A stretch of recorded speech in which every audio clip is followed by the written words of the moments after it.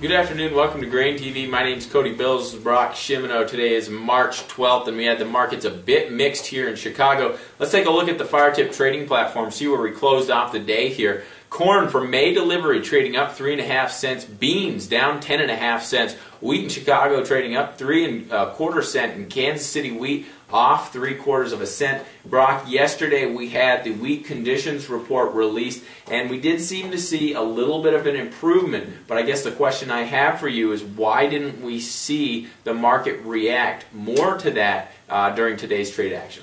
You know, we did get the condition ratings out yesterday. Kansas, their wheat crop improved by about 3% on the good to excellent rating. Oklahoma also improved about 4%, and Texas was left unchanged on their good to excellent ratings.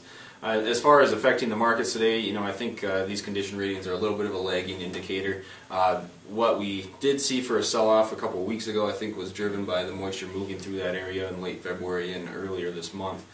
So I think what we're seeing now is, you know, the market already knows that, yeah, there's some moisture there. It's just starting to soak into the soil now, and now we're starting to see it reported by the USDA that the conditions are a little bit better. Yeah. If you take a look at the wheat chart here, you can notice that we have really sold off here in the last couple of months, and I think in the last few weeks we really did bake in some of that excess moisture. Brock, you know, maybe you could walk us through the change in moisture that we've received in the last couple of weeks, and also, you know, where are we in terms of soil moisture capacity? And you know, are there parts of the U.S. that may not have to be dealing with this drought come spring?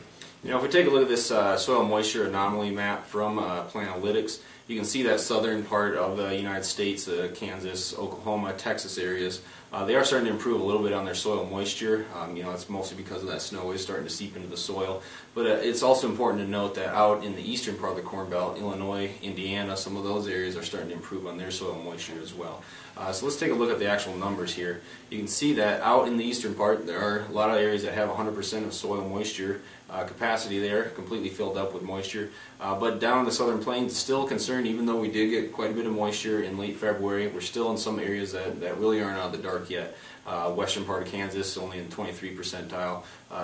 Nebraska is about 11%. So there are some areas in the western part of the Corn Belt that are still going to have to worry about moisture as we head into spring here. Yeah, and you know, one of the other things that really could have also supported wheat is the fact that it was so much more competitively priced right now than corn, especially when you look in the cash market. I talked a little bit about this yesterday, and when you take the average prices across the U.S., you actually see almost a 30% or a 30-cent discount for wheat compared to corn in the cash market. And you don't see that in May very often. If you see that, usually it's during July, right during harvest, when there is a glut of wheat coming onto the market. You don't usually see that at the end of the wheat marketing year. What's interesting too is that today we actually did get news that there was about 11 to 12 trains of soft red winter wheat that was moved down to Kansas for feed. And I think that's just confirmation, once again, that we are in fact seeing wheat used for feed